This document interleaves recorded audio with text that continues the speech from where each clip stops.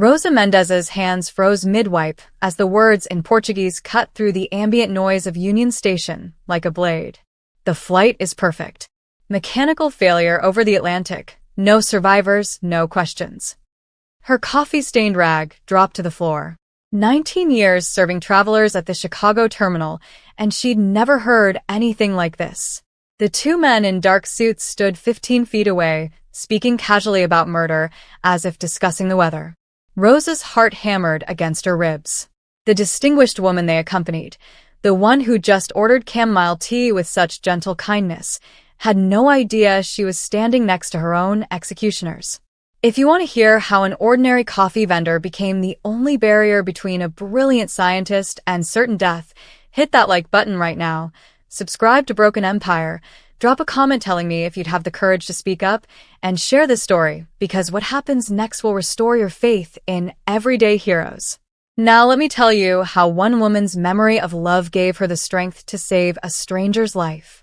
The November wind whipped through Union Station's Grand Hall, carrying the smell of roasted coffee beans and the nervous energy of late-night travelers rushing toward their destinations. Rosa had worked the coffee kiosk for nearly 2 decades, long enough to read people's stories in the way they ordered their drinks. Desperate students grabbed triple espressos. Anxious business travelers asked for decaf. Heartbroken souls wanted anything sweet enough to mask the bitterness of goodbye. Tonight felt different somehow. Rosa couldn't shake the heaviness that had settled over her since morning, the kind of weight that came on anniversaries of loss. Carmen had been gone 3 years now, but November still hit Rosa like a freight train. Her late wife's voice echoed in memory. "Pay attention, mi amor. The world speaks if you listen." Carmen had been an emergency room nurse for 23 years, fluent in the language of crisis, always noticing what others missed. "Excuse me, is the chamomile fresh?" The voice pulled Rosa from her reverie. She looked up into the tired eyes of a woman who carried exhaustion like a physical burden. Mid-50s, elegant even in her weariness, dressed in an expensive but understated navy suit. Her fingernails were trimmed short, practical. "A scientist's hands. Brewed it 10 minutes ago," Rosa replied with the warm smile she'd perfected over thousands of interactions. "You look like you could use something calming." The woman's shoulders dropped slightly, as if permission to be tired had been granted. "Is it that obvious?" "Dr. Olivia Sterling. I've got a flight to Geneva in 2 hours. Big presentation. World-changing research, they tell me, though right now I'd trade it all for 8 hours of sleep." She laughed, but the sound carried no joy. Rosa Mendez. "And I've learned that world changers need chamomile just like the rest of us."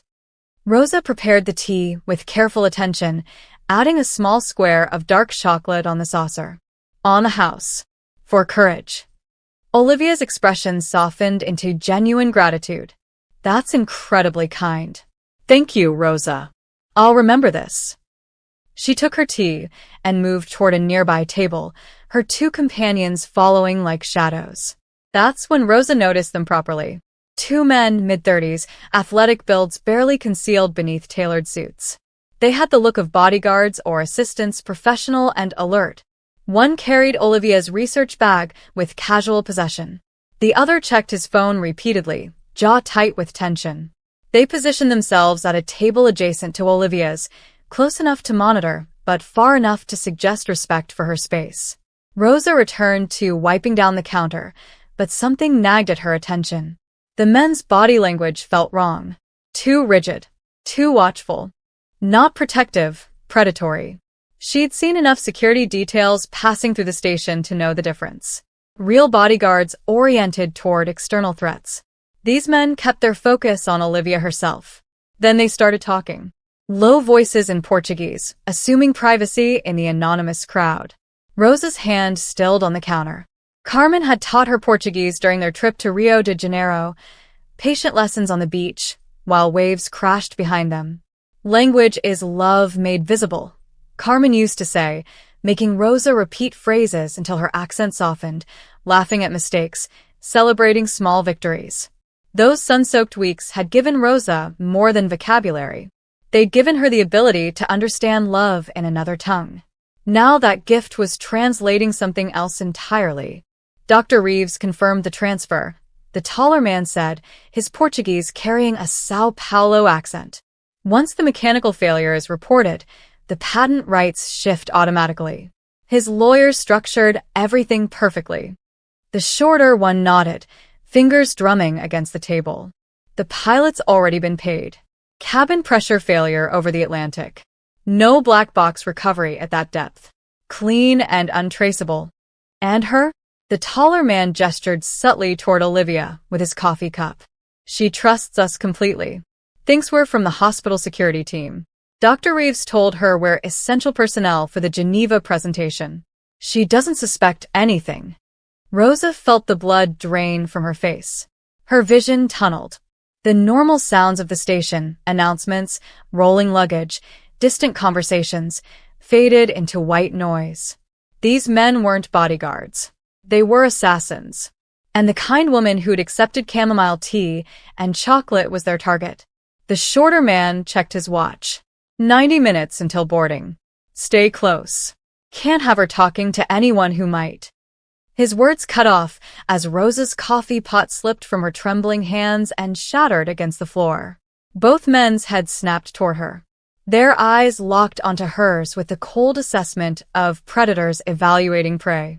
Rosa's breath caught in her throat. Had they noticed? Did they know she understood? The taller one started to rise from his chair, hand moving toward his jacket. Rosa's training kicked in before her panic could take over. Sorry, she called out in English, forcing her voice into the register of harmless embarrassment. Clumsy tonight. She grabbed a mop, making a show of cleaning up the broken glass, keeping her head down, her hands busy. Don't look at them. Don't let them see that you know.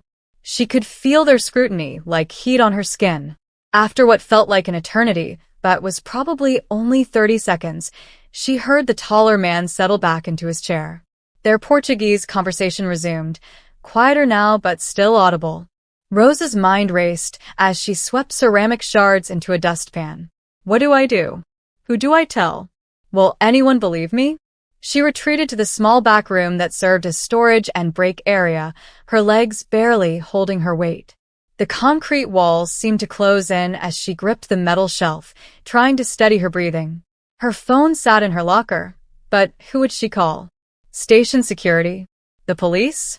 Hello, I overheard two men speaking Portuguese about killing someone sounded absurd even in her own head. They'd think she was confused, paranoid, or seeking attention. But Carmen's face appeared in her memory, clear as a photograph.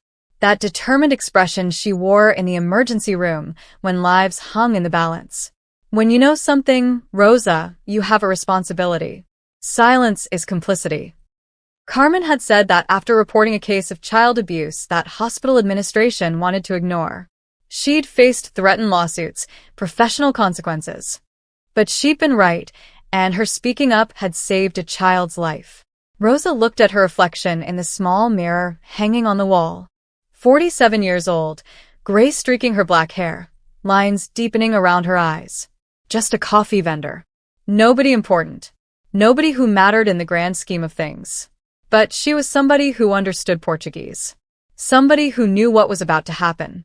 And maybe, just maybe, the only person who could stop it. She pulled out her phone and searched Dr. Olivia Sterling. The results flooded her screen. Breakthrough malaria vaccine could save millions. Sterling's research promises affordable prevention for developing nations. Medical community celebrates potential Nobel Prize winner. Photos showed Olivia at conferences, in laboratories, surrounded by the evidence of a life dedicated to saving others. Rosa's resolve crystallized. She couldn't let this happen. She wouldn't. When she emerged from the back room 5 minutes later, she'd made her decision. Olivia sat alone now at her table, reviewing documents with intense concentration. The two men had moved to positions on either side of the seating area, creating a loose perimeter. Rosa grabbed a cleaning cloth and a spray bottle, standard equipment that would give her reason to approach. Her legs felt like water as she walked toward Olivia's table. Every step was conscious effort. The taller assassin tracked her movement with peripheral vision. Rosa's throat tightened. She reached Olivia's table and began wiping it down with exaggerated thoroughness. "Dr. Sterling," she whispered, keeping her eyes on her work, voice barely audible. "Please don't react to what I'm about to tell you. Just keep reading your papers like we're having a normal conversation." Olivia's hands stilled on her documents, but to her credit, her expression remained neutral. "Is something wrong with the tea?" "I understand Portuguese," Rosa continued, scrubbing an imaginary spot. "Those men with you aren't who they say they are. They're planning to kill you. Something about mechanical failure over the Atlantic. A Dr. Reeves is behind it. Patent transfers. I know this sounds insane, but I'm telling you the truth." The color drained from Olivia's face. Her fingers clenched around the paper she was holding, crinkling it. "That's impossible. Dr. Nathan Reeves is my research partner. These men were sent by hospital security. He arranged." She stopped mid-sentence, and Rosa watched realization dawn in her eyes. "My actual assistant couldn't make this trip. Nathan insisted I needed security escorts. He arranged everything directly. I never spoke to hospital security myself." "Your vaccine research," Rosa pressed, still pretending to clean. "Is it worth a lot of money?" "Billions. Potentially." Olivia's voice had dropped to match Rosa's whisper. "But Nathan and I are equal partners. We'd both benefit from." Again she stopped. "He's been having financial troubles. His wife mentioned gambling debts at the last department dinner. I didn't think much of it then." The shorter assassin was watching them now with increased attention. Rosa forced herself to smile at Olivia like a friendly server. "I need to move away before they get suspicious. But you need to call someone you trust. Someone who can verify who these men really are. And whatever you do, don't get on that plane." "Why are you helping me?" Olivia's eyes searched Rosa's face. "You don't know me. This could be dangerous for you." Rosa thought of Carmen, of emergency rooms and impossible choices, of the responsibility that comes with knowledge. "Because someone I loved taught me that silence is complicity. And because you seem like the kind of person the world needs more of, not less." Rosa saw the assassin's jaw tighten almost imperceptibly. "Of course. But we're on a schedule. The charter won't wait." "Charter?" Olivia's eyebrow raised. "I thought we were flying commercial to Geneva." The man didn't miss a beat. Last-minute change. Dr. Reeves arranged a private flight. More secure for transporting your research. He should have mentioned it. "How thoughtful of Nathan," Olivia said with a smile that didn't reach her eyes. "Always looking out for me." The assassin returned to his position, but Rosa noticed him pull out his phone and type rapidly. Reporting the conversation to someone? Requesting instructions? The shorter one received a message moments later and nodded almost imperceptibly. Olivia stood and walked toward Rosa's kiosk. She moved with the casual air of someone seeking another beverage, but Rosa noticed the tension in her shoulders. "Could I get another tea? And maybe use your phone? Mine's dying and I need to make an urgent call." "Of course." Rosa pulled her personal phone from her apron pocket and handed it over. As Olivia's fingers closed around it, Rosa whispered, "What did you find out?" "My lab assistant confirmed those men have never worked for hospital security," Olivia murmured, keeping her voice light as if discussing tea preferences. "She's contacting the real security team and the police. But they're 20 minutes away minimum. I need to stall without making these men suspicious." "The charter flight," Rosa said, preparing tea with trembling hands. "That's when they'll do it, isn't it? Once you're in the air, there are no witnesses. Except the pilot, and I'm guessing he's compromised too." Olivia's scientific mind was working through the problem like an equation. "They've planned this carefully. Nathan knew my schedule, my habits, who I trust. He's been positioning pieces for months probably." A businessman approached the counter, interrupting them. Rosa served him with automatic efficiency while Olivia pretended to scroll through the phone. When he left, Olivia continued in an urgent whisper. "I can refuse to board, but then what? They might have a backup plan. And without proof, it's my word against Nathan's. He's respected, established. I'm the one who'll look paranoid." "Your assistant is contacting police," Rosa reminded her. "You just need to stay here, stay public until they arrive." Unless these men decide to cut their losses and disappear. Then Nathan gets away with it entirely, and I spend the rest of my life looking over my shoulder. Olivia's scientific precision applied itself to the problem. I need them caught. I need evidence. I need Dr. Sterling. The taller assassin had approached, his tone polite but firm. We really must go now. We're cutting it close for departure. Olivia turned, phone still in hand, and Rosa's stomach dropped as she saw the man's eyes flick to the device. Not her phone. Rosa's personal phone with the worn case and the photo of Carmen as the lock screen. Would he notice? Would he realize? Just finishing up, Olivia said brightly. Rosa was kind enough to let me borrow her charger. My presentation notes are on my phone, and I can't risk the battery dying mid-flight. The lie was smooth, believable. But Rosa saw the assassin's expression shift subtly. He knows something's wrong. He doesn't know what, but he senses it. We have charging ports on the plane, he said, extending his hand for the phone. State-of-the-art charter. You'll have everything you need. The air between them crystallized with tension. Olivia looked at Rosa, a question in her eyes. Rosa's pulse thundered in her ears. Outside the station's tall windows, the Chicago night pressed against the glass like a living thing, indifferent to the drama unfolding within. The assassin's hand remained extended, waiting. His partner had risen from his seat and was slowly closing the distance, boxing them in. 20 minutes until police arrived. An eternity in a moment like this. Rosa's mind raced through possibilities, each more desperate than the last. Then inspiration struck with the clarity of Carmen's voice in her memory. Create chaos when you need cover. Her late wife had said that about emergency rooms, about how controlled disruption could save lives during crisis. Rosa grabbed the industrial coffee maker and turned the steam wand on full blast without a cup beneath it. Scalding steam shot across the counter with a shriek that made everyone within 30 feet jump. Oh no, oh no! Rosa shouted, fumbling with the machine in exaggerated panic. Hot water sprayed across the floor, creating an immediate hazard. I'm so sorry. Everyone please step back. The taller assassin instinctively moved away from the spray. The shorter one was forced to navigate around suddenly alert travelers. In the confusion, Olivia slipped Rosa's phone into her own pocket and pulled out her actual phone, nearly dead but functional enough for appearance. I'm so sorry, Dr. Sterling, Rosa called out loudly, making a show of grabbing towels. Please be careful of the water. She hit the emergency button beneath her counter, the one that summoned station maintenance and security for safety hazards. Within seconds, 2 station security officers appeared, drawn by the commotion. We need this area cleared, one officer announced. Ma'am, you'll need to shut down your station until we can clean this up safely. Perfect. Rosa had just bought them time and witnesses.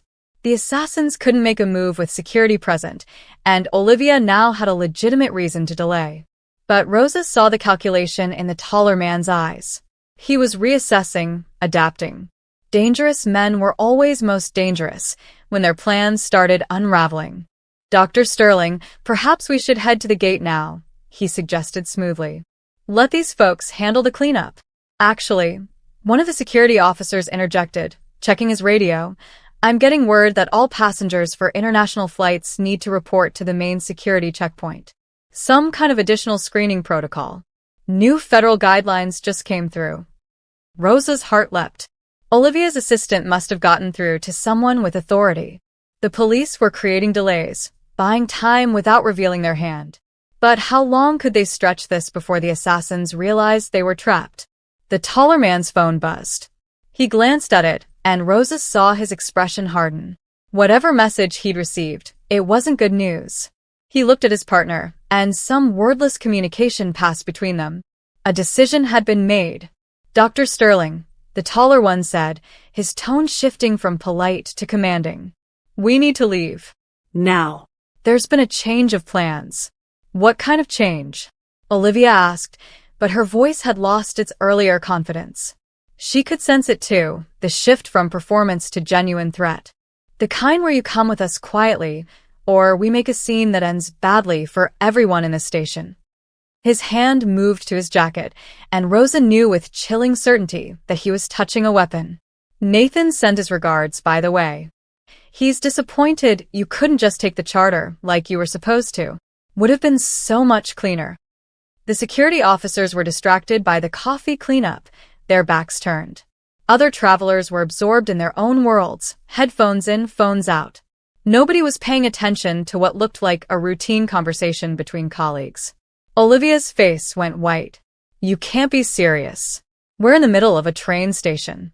Tragic shooting, the shorter one said quietly, positioning himself to block Rosa's view from potential witnesses. Deranged ex-employee with a grudge against the famous doctor. Unfortunately, the Good Samaritan coffee vendor got caught in the crossfire trying to help. Very sad. Very messy. Very effective. Rosa's blood turned to ice. They were going to kill them both, right here, right now. The careful plan had dissolved into desperate violence. Her hand moved toward the phone in her apron, but the shorter assassin noticed and shook his head slightly. Don't.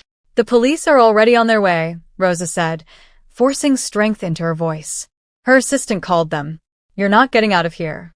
We're professionals, the taller one replied. We have exit strategies you can't imagine.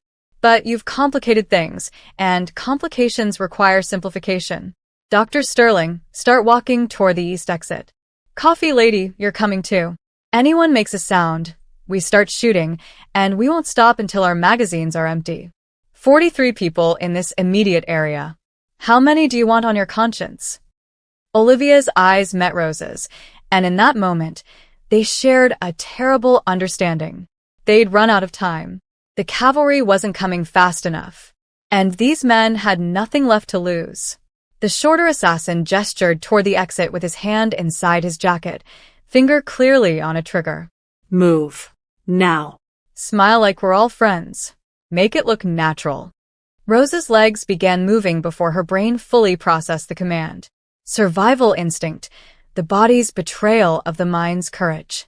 Beside her, Olivia walked with rigid control, each step taking them further from witnesses, from help, from safety. The east exit led to a service corridor, Rosa knew. Maintenance access. Fewer cameras. More privacy for things that shouldn't be witnessed. They were 15 feet from the exit when Rosa heard it, the sweetest sound in the world. Dr. Olivia Sterling? A woman's voice, crisp with authority. Chicago Police Department. Please stay where you are. Everything happened in the space between heartbeats. The taller assassin's hand jerked toward his weapon. The shorter one spun toward the voice. But 6 uniformed officers had materialized from multiple directions, service weapons drawn, positioned with the precision of people who'd done this 1,000 times before. Hands where we can see them. Now. The lead officer, a woman in her 40s with steel-gray eyes, kept her weapon trained on the taller assassin. You so much as twitch wrong, and this ends badly for you. For 3 eternal seconds, Rosa thought they'd try it anyway. She saw the calculation in the taller assassin's eyes, the terrible math of desperate men weighing odds they couldn't beat. Then, slowly, both men raised their hands. We're hospital security, the taller one tried. There's been some misunderstanding. Save it. The lead officer cut him off. We've got recordings of your Portuguese conversation, courtesy of the kiosk security cameras with audio. We've got testimony from Dr. Sterling's research assistant. And we've got Dr. Nathan Reeves in custody as of 10 minutes ago, singing like a canary to save himself from conspiracy to commit murder charges. So, why don't you just make this easy on everybody? The fight went out of them then. Within minutes, they were cuffed and being led away, still protesting their innocence to anyone who'd listen. The lead officer approached Rosa and Olivia, her expression softening. Dr. Sterling? Ms. Mendez? Are you both all right? Rosa's legs finally gave out. She sat down hard on a nearby bench, adrenaline draining from her system like water from a broken cup. Olivia sank down beside her, and for a long moment, neither woman spoke. Eventually, 3 months late, but worth the wait. And Nathan? Rosa asked quietly. 20 years minimum. His hired men got 15 each.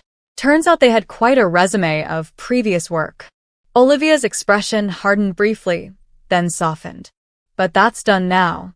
What matters is what comes next. The Institute officially opens next month. We've already got 12 cases of people who witnessed crimes but were too afraid to come forward. We're providing legal support, protection services, counseling. All because you chose to speak up when silence would have been easier. Rosa looked around the station, at the eternal flow of humanity passing through, each person carrying their own stories, their own moments of choice. Carmen always said we're tested in small moments more than big ones. That character is what you do when nobody's watching. But somebody's always watching, Olivia replied, raising her teacup. Even if it's just ourselves in the mirror afterward. They clinked their cups together, two women who'd faced death and chose courage, who'd proven that ordinary people could do extraordinary things when love gave them reason. Outside the tall windows, Chicago prepared for evening, the city glowing with 10,000 lights. And in one small corner of its vast sprawl, two lives touched by tragedy had found new purpose. Rosa thought of Carmen, of Portuguese lessons on Brazilian beaches, of emergency rooms, and impossible choices. She thought of how love never really dies. It just changes form, becoming courage, becoming action, becoming the voice that speaks up when silence seems safer. So, now I want to hear from you. Would you have the courage to speak up if you overheard something like Rosa did? Have you ever had to make a split-second decision that could change someone's life? Drop your thoughts in the comments below. And if this story moved you, hit that like button. Subscribe to Broken Empire for more stories about ordinary people doing extraordinary things, and share this video with someone who needs a reminder that courage lives in all of us. What did you think about Rosa's decision to get involved? Was it brave or reckless? And what about Olivia trusting a stranger? Would you have believed Rosa in her position? Tell me in the comments. I read every single one, and your stories inspire the content we create. Until next time, remember, heroes don't wear capes. Sometimes they wear aprons and speak languages of love. Stay courageous, and I'll see you in the next story.